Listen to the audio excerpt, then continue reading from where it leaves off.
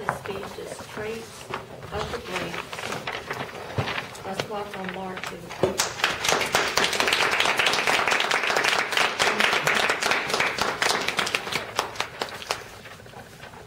Traits of the Greats. I like that. My password to greatness is, I think, being a student of the game. Glad to be here. My resolution for 2012 is to be a better student of the speaking game.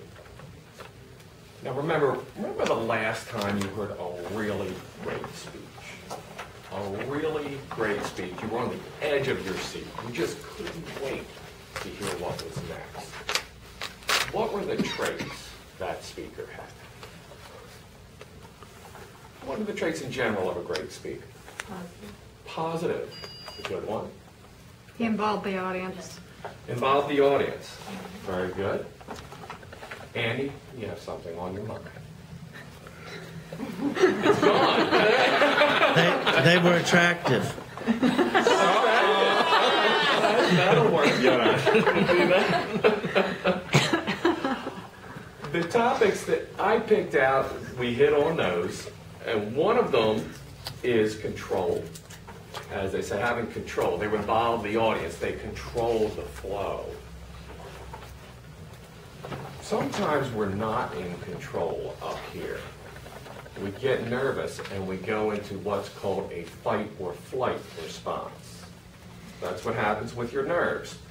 When you go into a fight or flight response, the blood goes into your muscles. It takes all the oxygen with it. Guess what doesn't have any oxygen left?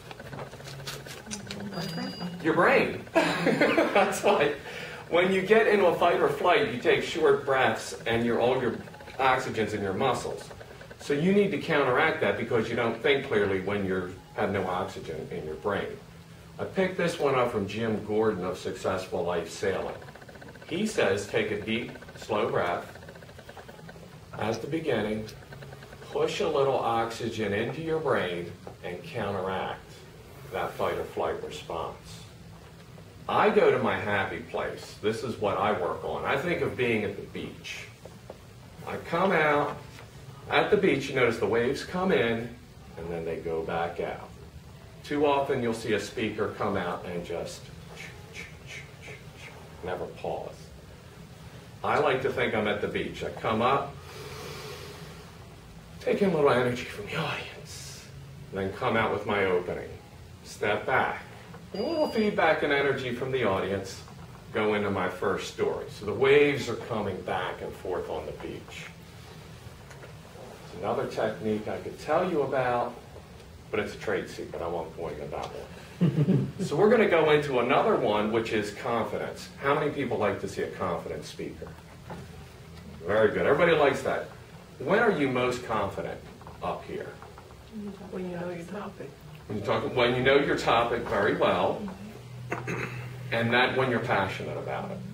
When you are so passionate about your topic that it's bigger than you. You probably have that sometime on Sunday.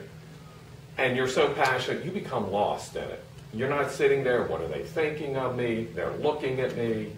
You're lost in your topic. And if you practice, you're also more confident. The story I keep in my mind is the story of the NFL quarterback. Professional football is played and paid by people who are very strong, very fast, very big.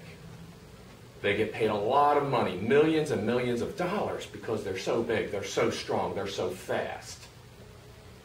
Who's the highest paid player on the team? Isn't he the slowest, weakest player on the team? Usually he is. Think about that. The quarterback's in the huddle, and he's looking at all of these linemen. The linemen all weigh at least 350 pounds. They can bench press 600 pounds. There are running backs and receivers. All of them have world-class speed. They can run a 40-yard dash in 4.3 seconds. The quarterback usually can't run at all. He's Tom Brady, right? He can't run. He can't bench press diddly. But when he gets in that huddle, all of the big, strong people shut up and listen to every word he says. And he gets paid 10 times more than any of them. Whether you're Tom Brady or Peyton Manning or Drew Brees, it's the same thing. You're up here and you say to yourself,